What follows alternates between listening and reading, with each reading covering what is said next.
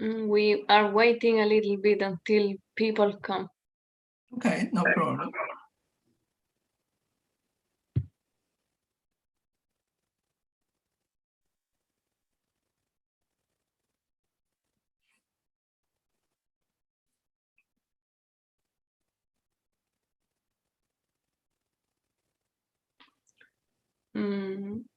I think now we can start. Hi everyone, I'm Florencia, and today Ana Isla will present about ecofeminist and feminism, and I'm from Students for Future, and you can decide if you listen this lecture in German or in English, clicking on Dolmetschen in German, and then you can decide which of the languages you choose. And yeah, and also you can, after the presentation, post questions in English or in German. And yeah, now I will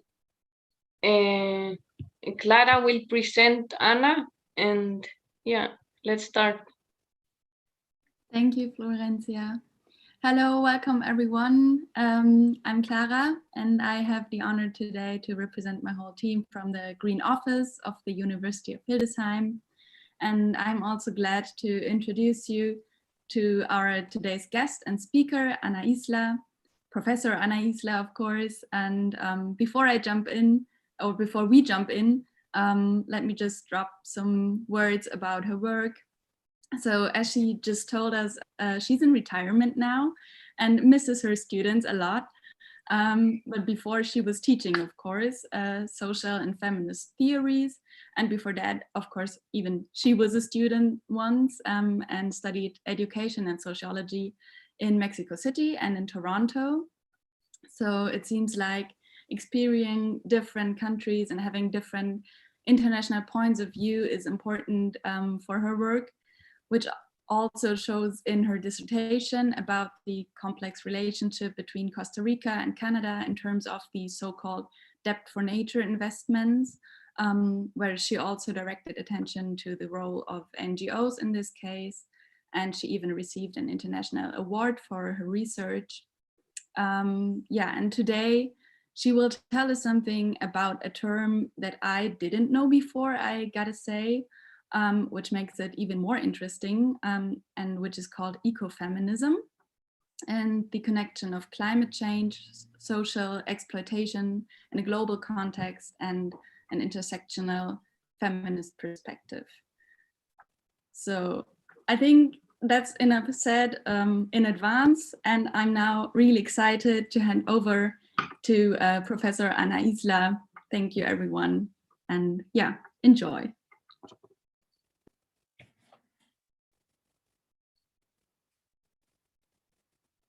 Thank you, Clara, for your introduction. And also, I'd like to introduce myself as a member of the planet. I am from the Amazon rainforest. Scientists say that Amazonian forest is a giant rain machine that produces and recycles water that evaporates from the Atlantic Ocean. Amazonian trees take up the moisture from the soil and transpire it, lifting the moisture into the atmosphere. A tree can pump up to 1,000 liters of water per day. The Amazonian rainforest, due to its role in regulating the climate of the hemisphere and the enormous amount of carbon it stores in the subsoil, is key for the planet in the face of climate change. However, the destruction of the Amazonian commons by global deforestation and climate change are wrecking this wonderful machine, putting the regional climate at risk. I'm also a member of the Canadian Society. I live in Canada, in the land of the Anishinaabe Aboriginal people, closer to Niagara Falls, one of the largest waterfalls in the world. Canada's national identity is in the Arctic. The Arctic, like the Antarctic, is critical for climate stability because of the albedo effect, which is the ability of a surface to reflect sunlight back. As global warming causes this ice and snow-covered surface to melt, they become low albedo areas. More heat is absorbed and sea levels rise exponentially, threatening island communities and low-lying coastal areas, such as London, Hong Kong, Venice, Amsterdam, Rio de Janeiro, Miami, Lima. At the beginning of this presentation, I will give you some examples of the climate crisis in the Americas continent. Then I divided this presentation in three parts. First, the politics of climate crisis, political ecology of sustainable development and green capitalism. Second, a brief critique on the ecological crisis engendered by commodity production and consumption. And third, ecofeminism on the reproduction crisis. How the ecosystem operates. The ecosystem runs on physical, chemical laws that are fixed, that we must obey. Evidence of changes to the Earth's physical, chemical, and biological processes is obvious everywhere. Greenhouse emissions have increased the carbon dioxide concentration up to 419.95 particles per million, increasing the ocean acidity. Now we see how the global warming is already underway with unpredictable consequences. Leading scientists have developed an analysis of 9 planetary boundaries that are crucial to maintaining life on Earth. Climate change is one of these, and the others are ocean acidification, stratospheric ozone depletion, the nitrogen and the phosphorus cycles, global use of fresh water, changing land use, biodiversity loss, atmospheric aerosol loading, and chemical pollution. As you can see, there are now possibilities in which the climate can be tragic. How this climate crisis is changing the whole temperatures and altering the balance of communities. I will show you with examples in Peru and Canada. In 2014 in Peru, 877 dolphins beached themselves to die. Warmer oceans hold less dissolved gases, including oxygen, which affect marine organisms, particularly mammals.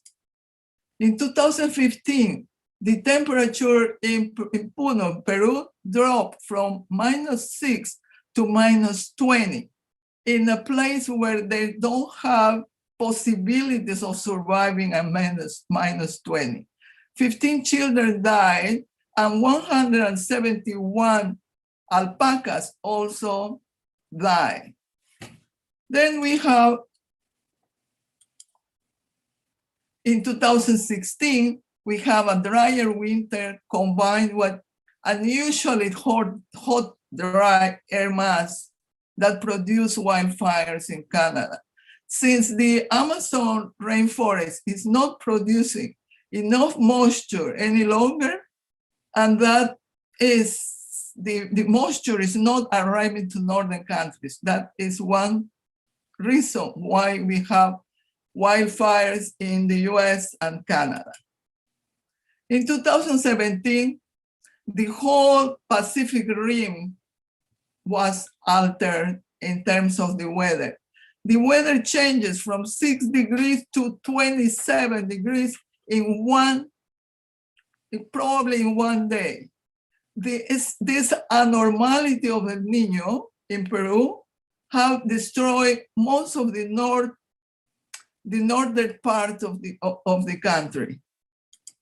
Then we have the whole West Antarctica destabilized. Methane frozen deep underneath the ice is being released into the atmosphere, producing a powerful greenhouse gas with the potential to double global warming. Then we have extinction of the species, geological unprecedented rates of extinction. In Costa Rica, the golden tooth disappeared probably 20 years ago or 20 or 30 years ago. After a certain rise in temperature, will human life still be possible on this planet? Nobody knows the answer. The politics of climate crisis. With the students in my Women and Development class, we debated the very nature of international economic, social, and political relations at the root of our social and ecological crisis. It was examining the concept of development that we nurture an ecofeminist as a theory of domination and liberation that transcends difference of gender, class, age, ethnicity, and speciesism. With my students in my environmental justice class, we discussed how the social and ecological crisis came about and how they are debated in the institutions of development and environment. We discussed the Brundtland Report on sustainable development, the Earth Summits in 1992, 2002, 2012, the role of the World Bank, the role of the NGOs. We also studied those originated in environmental justice organizations, such as anti-extractivist movements in Latin America. Here, peasants and indigenous women and men allow us to examine their ecological resistance while they were criminalized by governments, prosecuted by the justice system, and restrained by police. The Brundtland Report, I will start now with the politics of the climate crisis. The Brundtland Report argues that poverty, population growth, and the lack of development are at the root of the climate crisis. It proposed a new era of economic growth based on sustainable development. It defines sustainable development as development that meets the needs of the present without compromising the ability of the future generation to meet their own needs. Most people have reacted to this particular definition, saying that this is an oxymoron. Sustainable development. We cannot sustain in continuity and develop at the same time because development means destruction. The report entangled the social debt crisis with the environmental crisis into what has been called sustainable development. The Earth Summits in 1992, 2002, and 2012. Every 10 years, 20 years? No, every 10 years we had different summits. At the Earth Summit in 1992 in Rio de Janeiro, development and environment were linked together under Agenda 21 and offered sustainable development as a cure for the social and environmental crisis. It opened the way for the direct management of nature and human resource development by giving responsibility to states and the World Bank. At the 2002 Earth Summit in Johannesburg, the United Nations argued that the state has lost its capacity to lead sustainable development, understood as economic growth, to confront climate change. Therefore, it transferred responsibility for sustainable development to global corporations and their shareholders. Extractivism was boosted and mining was defined as sustainable development. Despite this fossil fuel-centered industrial model, which greatly contributes to global warming. Since then, Additional legal protections to corporations to produce alternatives to fossil fuels were incorporated into private sector friendly legislation codes regarding the rights of foreign in the free trade agreements. In 2012, the Earth Summit, again in Rio de Janeiro, the green economy was unmistakably publicized as the process to eradicate poverty. Subsequently, nature must be selected, monetized, and turned into goods and services traded in financial markets. The role of the World Bank. At the 1992 Earth Summit, economists from the World Bank proposed that the ecology must be embedded in the price system. That is, nature requires a fully monetized world in order to be protected. It developed a concept called natural capital. Natural capital refers to the goods and services provided by the planet's stock of water, land, air, renewable and non-renewable resources such as plant, animal species, forests, and minerals. David Pearce and Jeremy Warford from the World Bank argue that growth in real income per capita can be achieved without major degradation by getting the price right based on the laws on supply operated in the marketplace. They also agree that the industrial world is already living in sustainable development. That was their appreciation. Kirk Hamilton from the World Bank also argues that one possible definition of sustainable development is the process of creating, maintaining, and managing a nation portfolio of assets in national asset accounts. These assets are built infrastructure, such as roads, natural capital, such as minerals, energy, genetics, agricultural land, forests, rivers, human capital, it's such as education, healthcare, and social capital, networks, the court system, the political regime. They propose that these elements must be embedded in the economic system as natural capital in order to be integrated with the sustainable development framework and thereby ensure sustainable growth. From their perspective, genuine saving measures expand the national account definition of assets. The role of NGOs. What has been the role of environmental NGOs? They have been establishing the monetary values of the global commons of the indebted periphery to export these values in stock exchanges. They organize new types of markets, biodiversity for biotechnology and intellectual property rights. They also organize the forest for carbon credits and sceneries for ecotourism. And by doing that, they enclose all of them in conservation areas.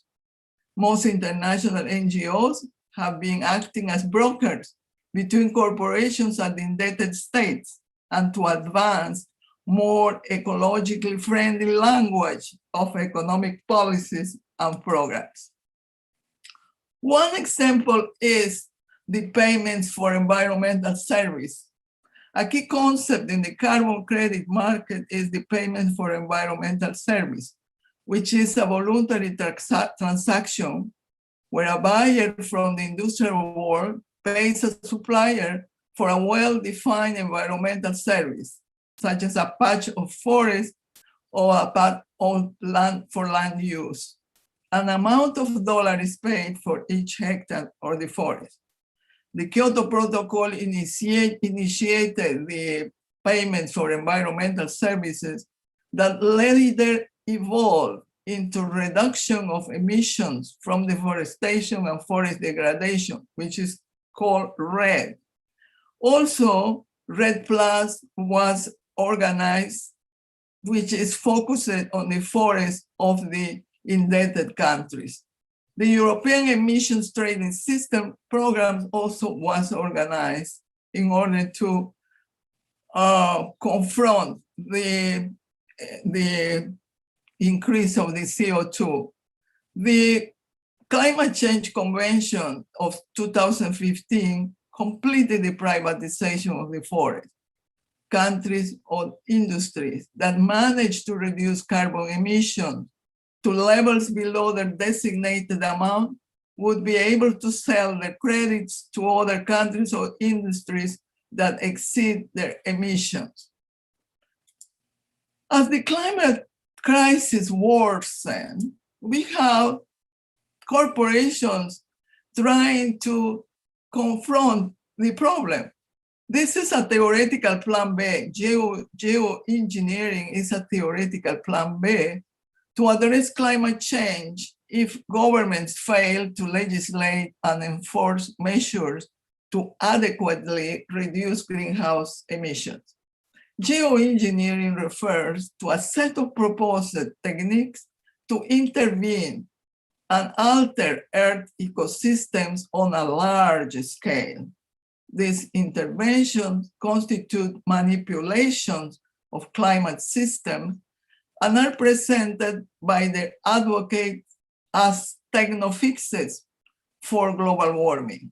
The proposed manipulations include solar radiation management, which is trying to block the sunlight, and carbon dioxide reduction.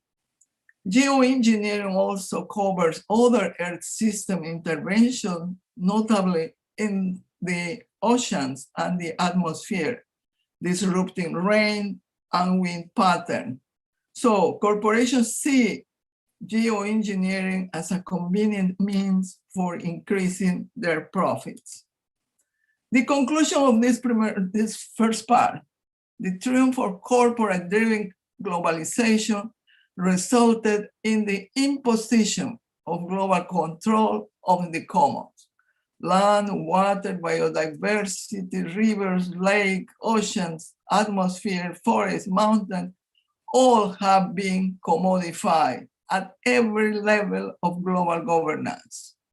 The commons were defined as existing within the so-called development, with these acknowledged structures of dominance to serve the institutions of development, whose raison d'etre is restructuring third world capacities and social natural relations to accommodate transnational capital expansion. In the sustainable development paradigm, despite ongoing debates and the search for alternatives, economic growth remains a dominant objective. Consequently, the ongoing destruction of subsistence economies is the central element of what today is understood as sustainable development. Now, I'd like to go in the second part, which are the critiques of these institutions. Elmer Altvater, I think he's a German, he was a German professor, argued that there are two different modalities of space and time at play upon a territorial social reality. He called this the economic modality and the biological modality. The space and time of capital is the economic modality, and the physical time and space of nature is the biological modality. It's easy to understand if I give you an example. For instance, in the past, we used to spend months to travel from North America to Europe. Now, the space has been shrunk. In 7 hours, I can go from Canada to Spain, from Canada to England. That means that from the point of view of economic modality, the space of the planet has been reduced. The time also has been reduced. We can see that most of the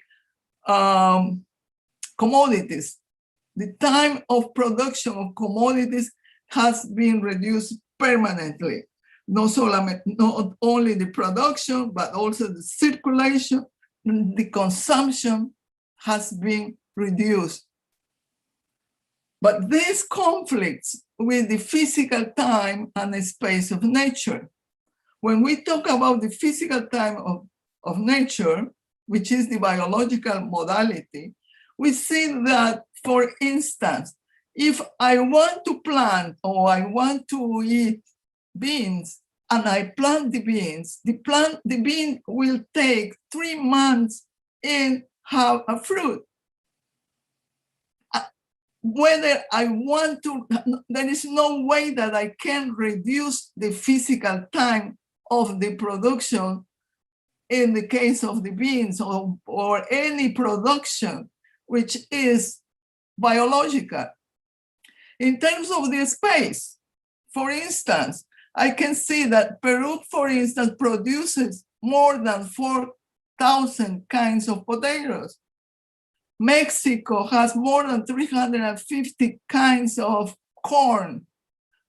Colombia has more than 35 kinds of cabaza, meaning that all of these products are produced in the areas in the tropical areas. Those cannot be produced in Canada, for instance. The perpetual drive towards short time for commodity production conflict with the ecological limits that provide for life in this planet. These two logics collide.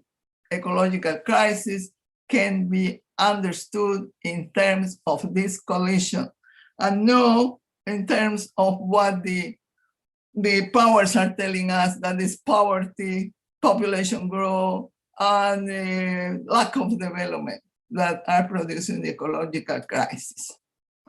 Gerardo Ceballos, Paul Ehrlich, and Rodolfo Dirce argue that what we have, this conflict of economic and ecological modalities, brought the extinction, has accelerated and has created the sixth mass extinction of biodiversity.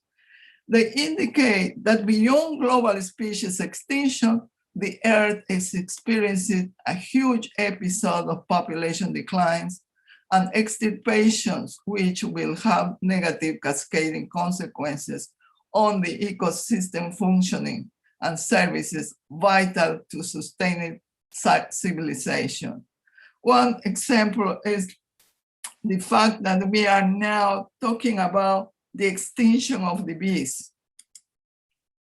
Andrew Malm, he argues that everything changed when the handicraft worker was replaced by an engine as the central power of the factory.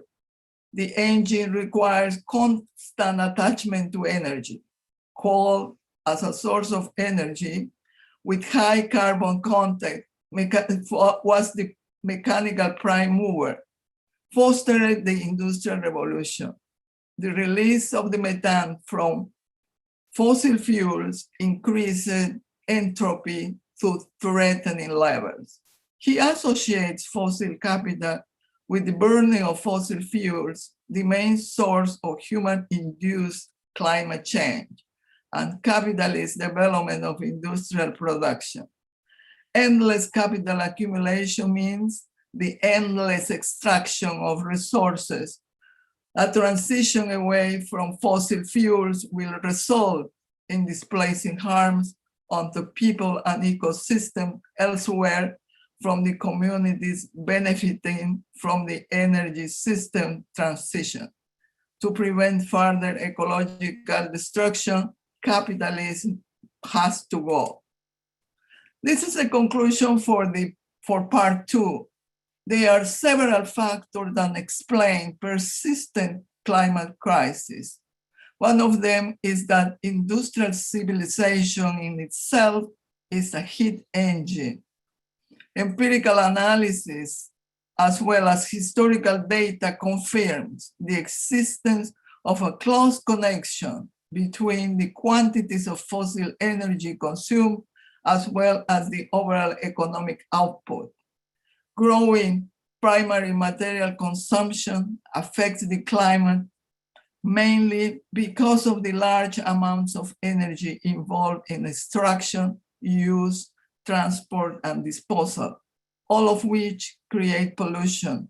As a result, the increased amount of extraction and energy used by industrial production in the last 2 centuries has augmented global emissions of CO2 that have resulted in changes to the natural composition of the atmosphere of the planet. Now, let's begin with ecofeminism. What is ecofeminism?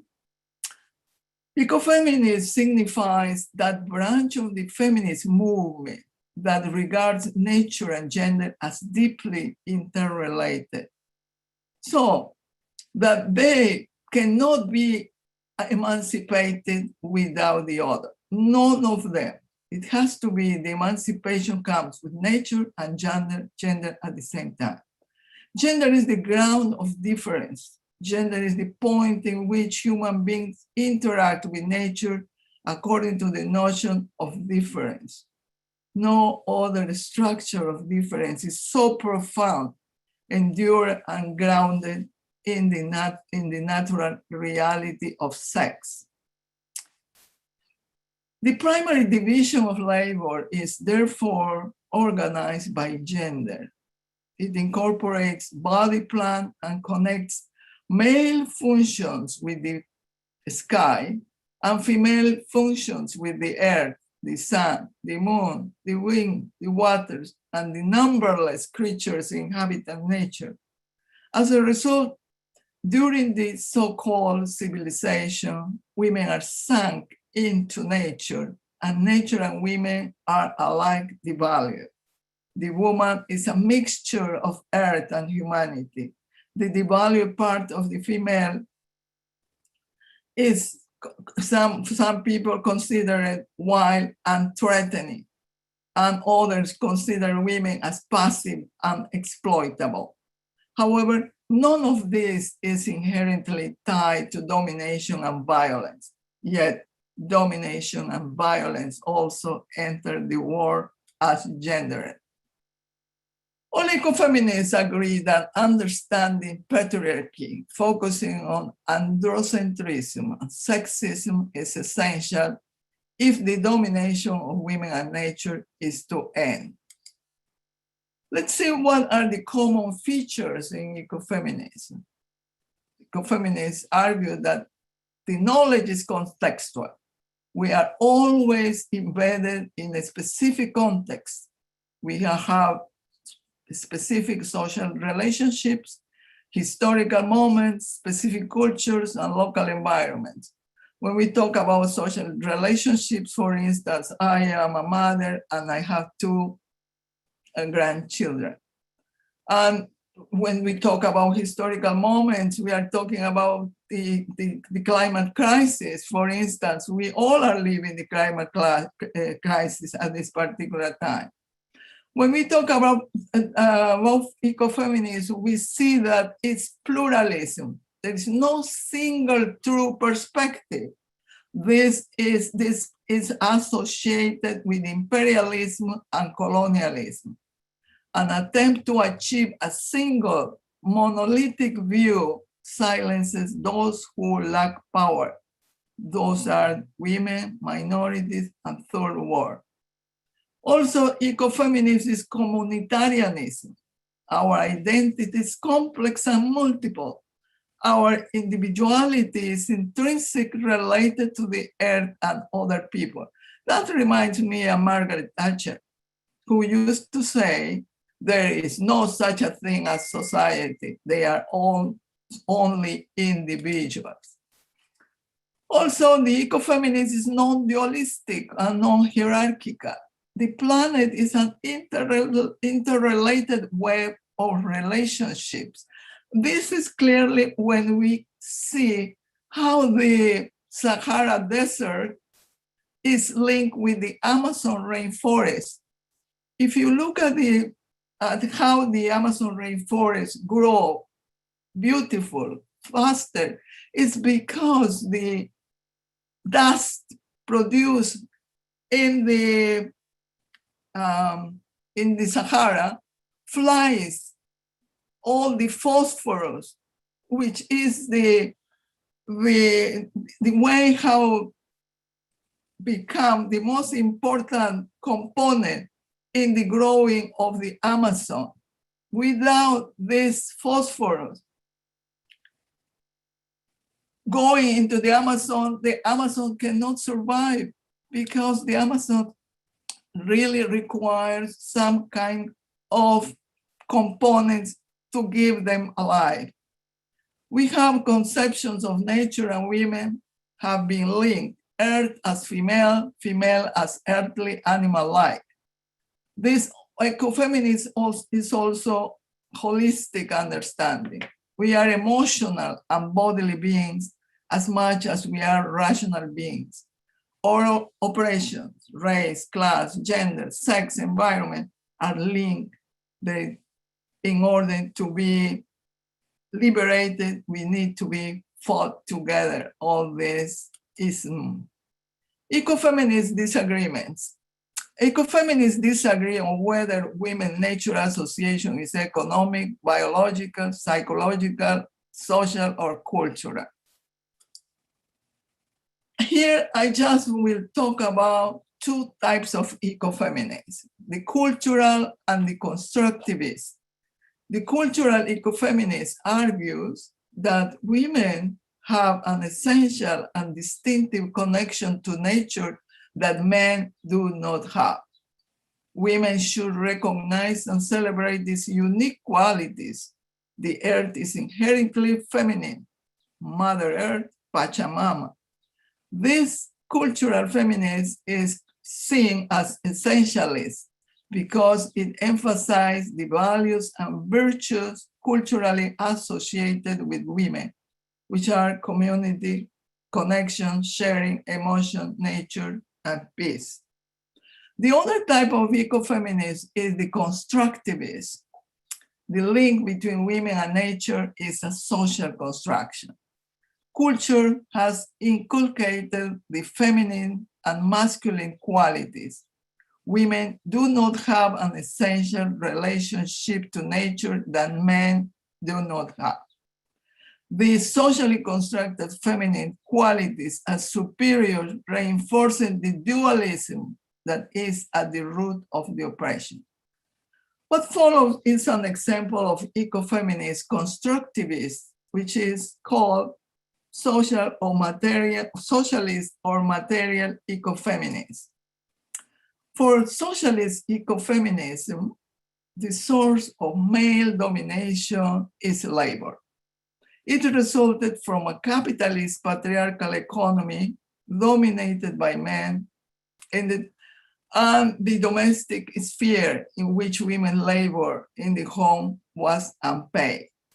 Socialist ecofeminists introduced a historically grounded socio-economic element to the woman ecology analysis.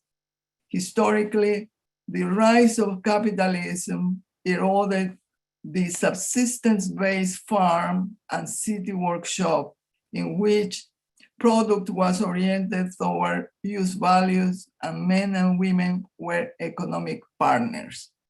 Socialist ecofeminists attend to environmental issues which particularly affect economically disadvantaged women, such as women from third world countries, women of color, and the working women.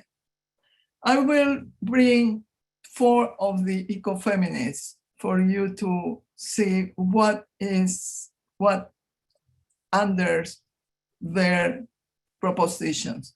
Marilyn Waring, in her book, Counting for Nothing, argues that the international economic system constructs reality in a way that excludes the great bulk of women's work, peasants, indigenous labor, and nature.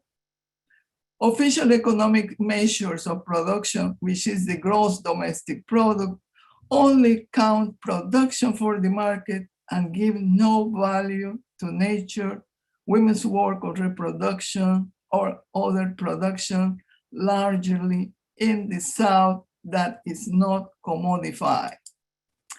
Silvia Federici brings the issue of enclosure and the sexual division of labor.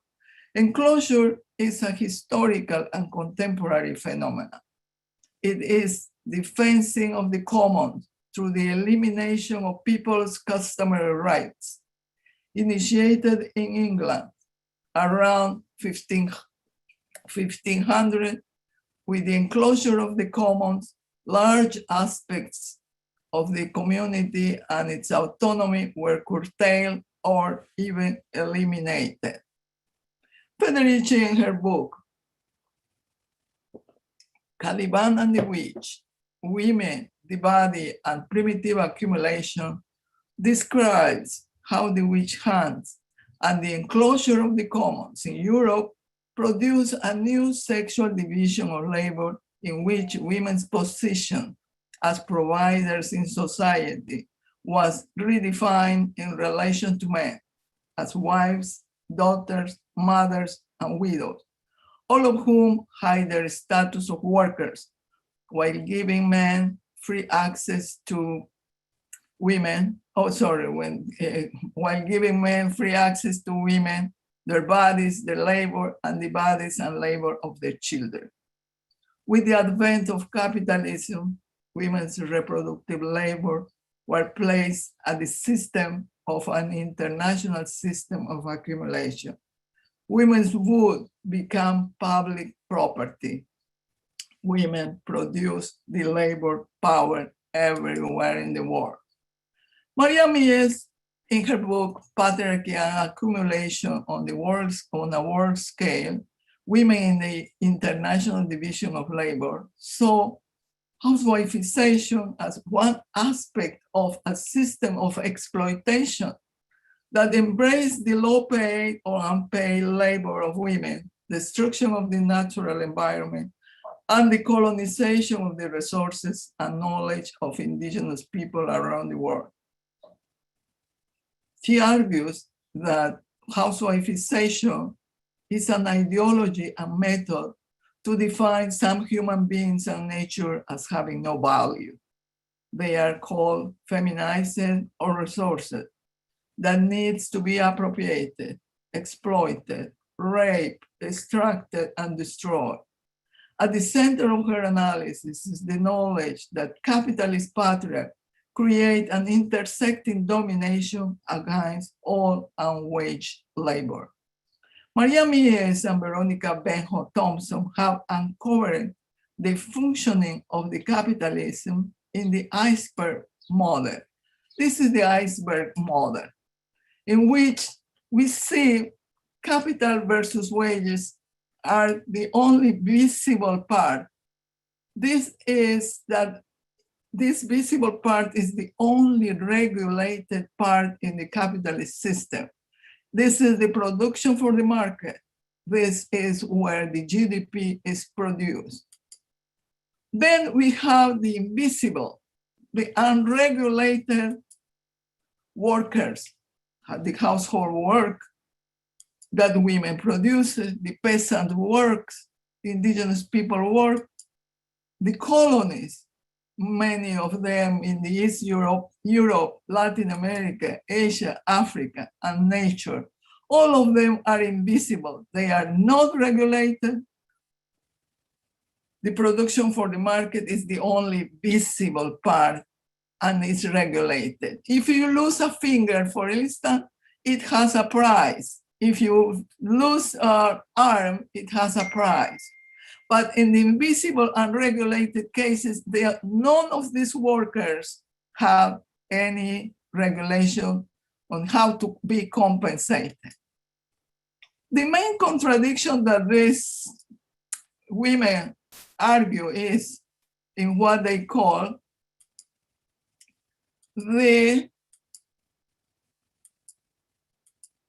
those that produce capital versus wages. That is the main contradiction. It's between the capital versus wages, which is the visible part, which is that produce the GDP, and the subsistence social reproduction. all the household work is not being part because it's not visible. The peasant work is not visible. The indigenous people work not visible. The colonies, only the resources are visible, and nature and non-nature, non-human nature. And we see that all these laborers, the wages, those, the working class, and those who are subsistence social reproducers are against capital. This is the main contradiction in the capitalist system, okay? All labor, including those that produce the surplus, those who earn wages, are against capital. This is the main contradiction. The fundamental contradiction is the masculine subjecthood. Most of the workers in this relation between capital versus wages are male. Therefore, they are the only worker that counts. And we have, on the other side, women and the other colonized people and nature, which are defined, which are diminished, they are primitivized, and they are resourced. The expropriation, for instance, of the unpaid and poorly paid labor of women is through harassment, sexual assault. They suffer so many attacks because they have no, their work is not regulated. The peasants, and the indigenous people, their expropriation of their labor and knowledge and subsistence economy are based in genocide. And then we have the destruction of nature. As you can see, the fundamental contradiction is between the masculine subjecthood and the feminine ignored as subjecthood. Women and other colonized subjects are diminished, primitivized, and resourced. Ariel Salleh embodied materialism. She argues in her book, Ecofeminism as Politics, Nature, Marx, and the Postmodern, that embodied materialism is ecologically embodied knowledge. Reproductive labor has the capacity for provisioning without leaving ecological debt. An embodied materialist analysis grounded in reproductive labor are universal, integral, in touch with the ecosystem. We have a broad range of knowledge to meet our needs. Interconnectedness is common sense. Embodied materialism does regenerative work as and how the principles of good ecological reasoning to minimize risk. However, female bodies are seen as natural resources for reproducing labor power.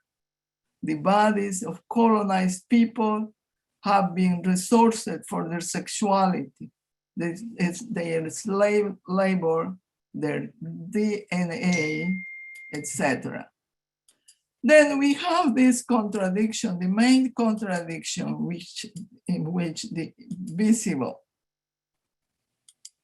we have the embodied materialism. The household work is an embodied materialist. They reproduce, women reproduce labor, not just reproduce labor, but when a child was born, women's product doesn't produce pollution. No product of those who are embodied materialism produce pollution. Women's body produces a child and it doesn't produce pollution. Then we have the peasants. The peasants reproduce biological infrastructure. The indigenous people sustain all the metabolic relation with nature. They create lay knowledge, which is economic and also of ecological kind.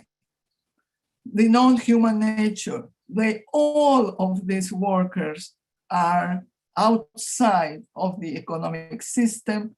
They are the agents of history. I would like to go back. I'm not sure whether I can. Okay, maybe not. Okay. Then all these characteristics of these reproducer workers, she calls meta-industrial workers. Now, I follow all these ecofeminists and wrote a book which is called The Greening of Costa Rica, Women, Peasant, Indigenous People, and the Remaking of Nature. It was published in 2015, but really I started in 1992 at the first Earth Summit in Brazil. In green capitalism, enclosure and housewifization came together with the monetary value, when the monetary value is assigned to the commons. In my book, I describe the role of some environmental NGOs as brokers between the indebted country's resources with large corporations involved in economic restructure and globalization. They have been establishing enclosures and the monetary values of the global commons. In my book, you can find how they have organized the biodiversity, the selling of biodiversity, the selling of water, the selling of air, the selling of scenery, to export all these values in stock exchanges. All of them results in peasant and indigenous people acquiring new kind of work as service providers in new industries such as ecotourism, micro enterprises, and others.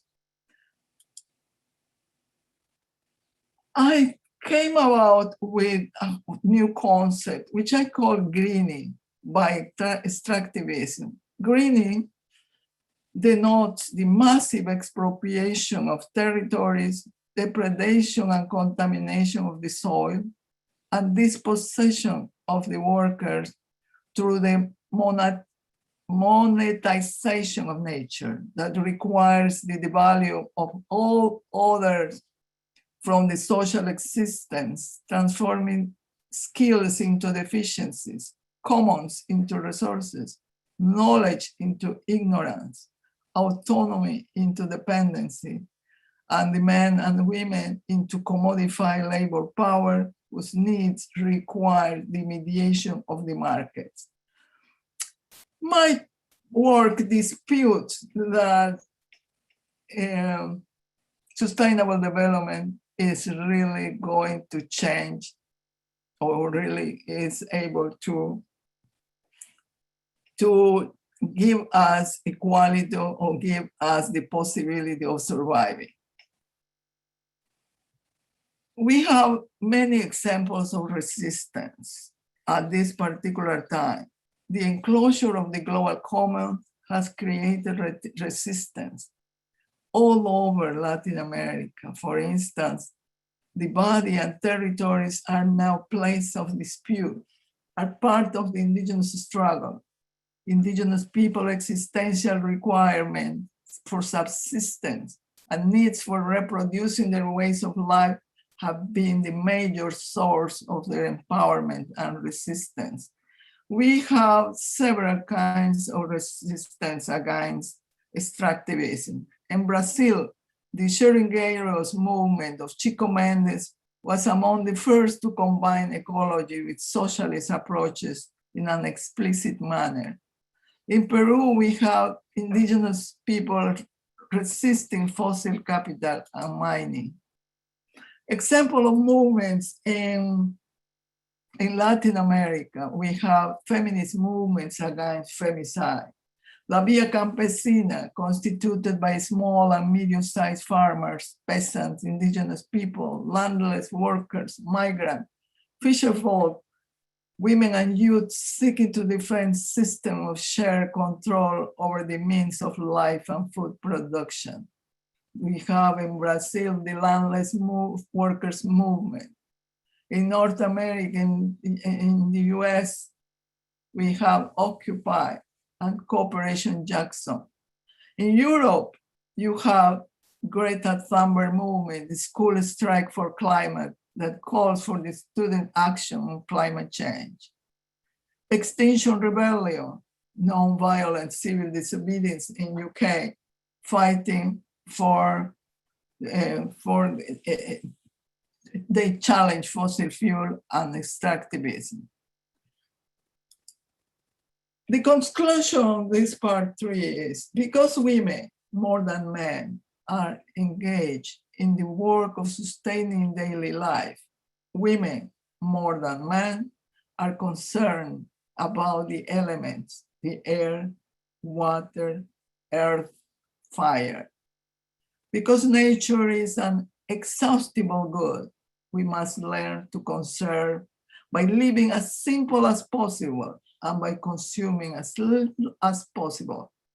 If we care about our descendants' lives, we must develop the subsistence perspective, meaning simple life, and developed by ecofeminists. Ecofeminists advocate collective ownership and a restoration of the commons, which is the natural, social, and political space that provides sustenance, security, and independence, yet typically does not produce commodities for profit. What is the vision of future? We have to start forging new utopias. The unprecedented cumulative and long-term destruction due to capitalism necessitates worldwide coordinated response in order to create an egalitarian and ecological sustainable system based on cooperation, mutually beneficial relations, and sustainably democratic decision-making institutions. Indigenous struggles for a non-capitalist, anti-extractive, solar-based community are offering crucial lessons and inspiration for those of us seeking to building an egalitarian and ecologically sustainable world. Thank you for listening.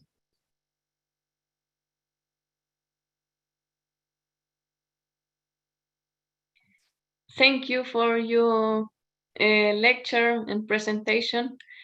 It was really nice, and now it would be nice if you could answer a couple of questions. Does someone has any question? If yes, you can just post them or write them in the chat. I am listening.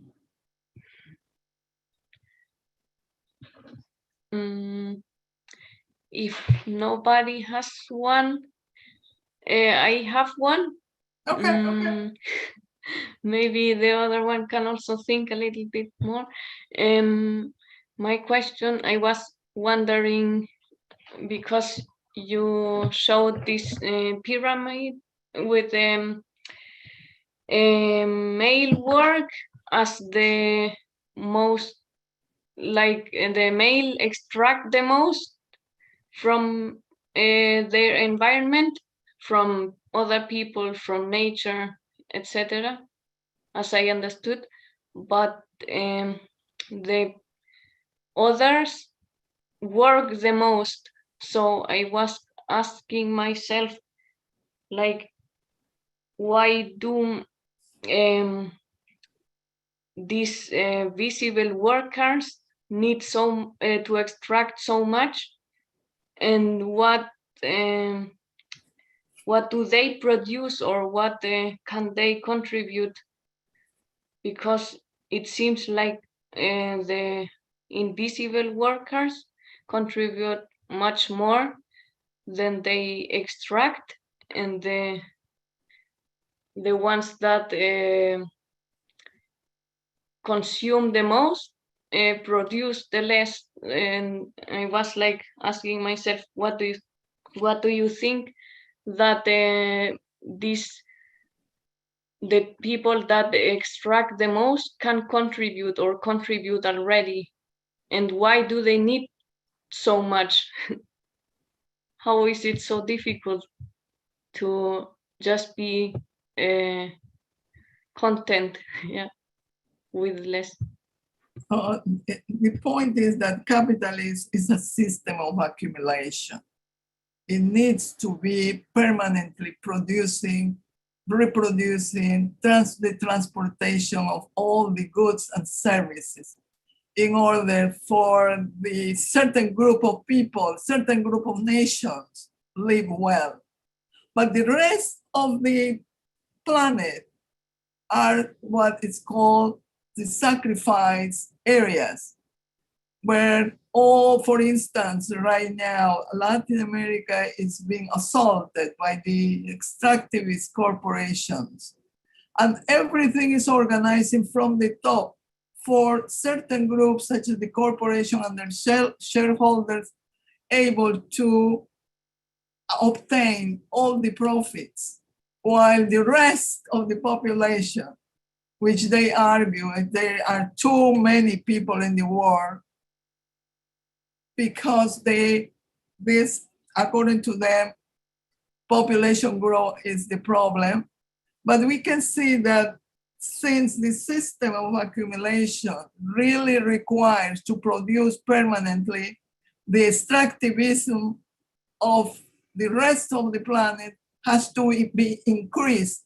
The World Bank argues, for instance, that by 2050, the amount of extractive metals and minerals required for the eolic and geothermal and the solar panel new approaches of the alternatives to sustainable development will be so great that those who live in third world countries will be devastated completely from their lands and for the ways how they survive.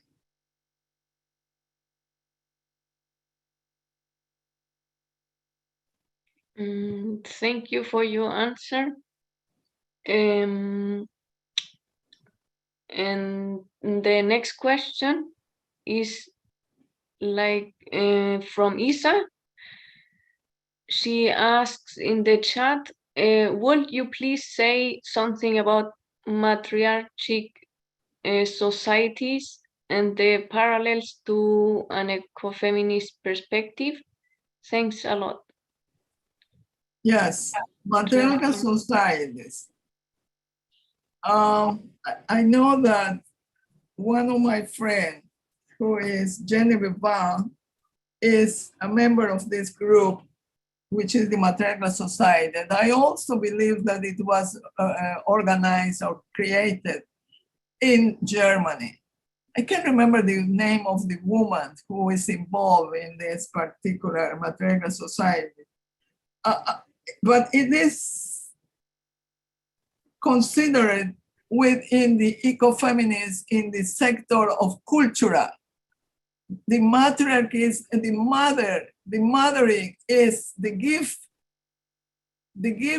that produced the whole economy. The starting point of the economy from the matriarchal society is that the mother, the milk of the mother is the first gift to the child. Then it is the motherhood that the whole society should be organized around the motherhood. And really a very interesting way to understand the sustainable development, the sustainability of society, not sustainable development, sustainable development is, I said at the beginning, is an oxymoron, has nothing to do with ecofeminism. And the Matriarchal Society is another ecofeminist group which belongs to the cultural approach of ecofeminism.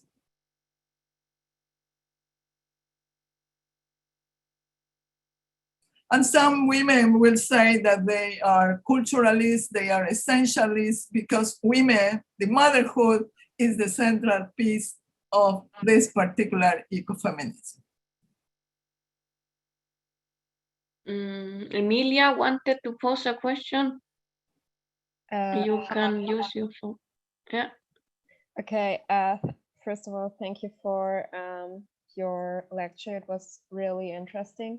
And my question is the ecofeminist approach. You explained it with male and female dichotomy. And is there like a place for intersex people in ecofeminism, or are they just not included? Oh, yes, of course, they are included. All the workers are from different races, from different sexualities, from different points of view.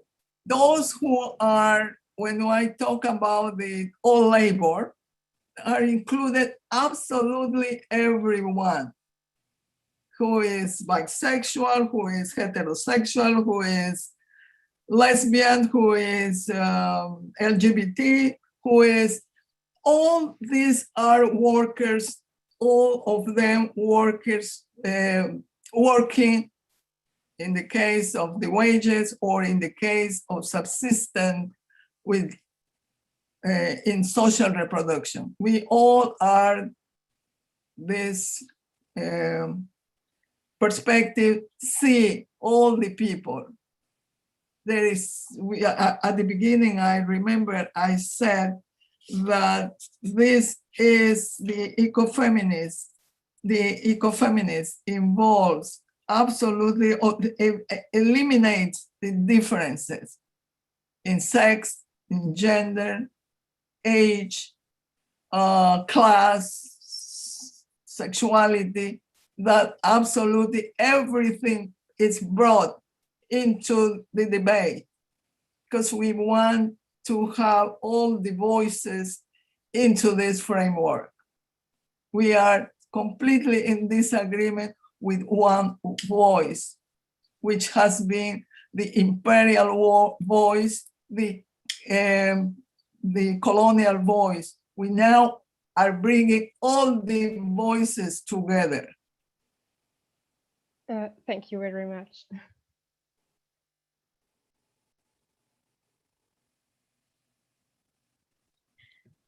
Thank you for your answer. There is a question from Svantje. The movement in Latin America take a much higher risk than the European movement, in my point of view. Not going to school one day in the week, but still making A levels and studying is still part of our school system / capitalism system. Isn't this still reproducing capitalism? Okay, what is true is that the risk in Latin America for anyone who is opposing the government, opposing for any reason, they can be killed, they can disappear. That's not the case in the democracies of North America or Europe. In North America, there is, if you disagree with the government, you can have a ban, or you can present those, or they can jail you, but they don't kill you, as in the case of Latin America. Right now, for instance, the Colombians are really fighting against all the extractivism, the neoliberal politicking, the so-called sustainable development, and they are on the streets. So many people are being killed in the last few days. We are talking about the last 2 weeks. people are on the street fighting all this politicking that are destroying the way of life.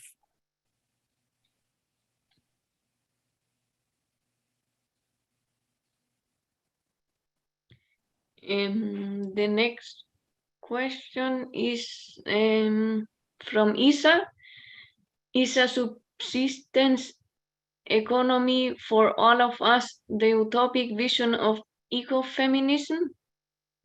Yes, it is on a topic, because we don't know whether who will be engaged in this new version of life. However, if we want to live, we have to move in a different direction. We can't continue with this kind of consumerism, with this kind of productivism, with this kind of transportation of the whole food. For instance, in Canada, I remember I arrived in Canada closer to the 1990. And at that time, we were having just, I think, apples. We didn't have all these fruits that we enjoy now. Now we have pineapples, watermelons, we have bananas, we have mangoes, we have all these fruits in winter that we never had before. And I guess it's the same thing in Europe. We never had before the so-called sustainable development when all the land has to be producing for the northerners.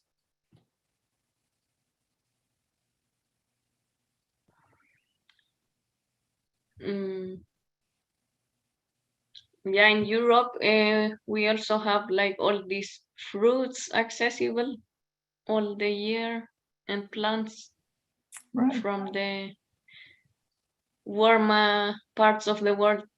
Exactly. And that's what Altvater shows, the conflict that it is between the modalities, the economic modalities and the biological modality, where those products are coming from the tropical areas, which requires dispossession, which requires the construction of roads, the construction, the flying of all this food. I wanted to ask Clara, are you there? Maybe you can present us what you wanted to tell us. If not, she wrote in the chat that there is like an event from Green Office next week. If you want, you can come, you're welcome. Every information about this is in the chat. And she went already, and thanks, says thank to everyone, especially you, Anna. Thank you very much for having me. It was a pleasure to speak with you. Yeah, for me also, and I think for I can speak for everyone, hopefully. Thank you.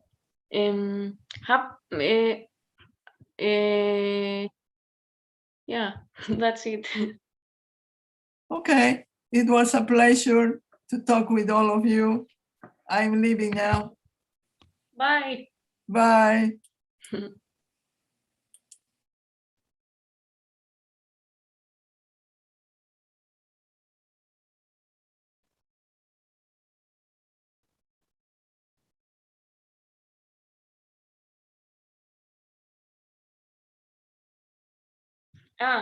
Sorry, I wanted to tell you that the next the next Thursday, no, Dienstag, I don't know how it's called,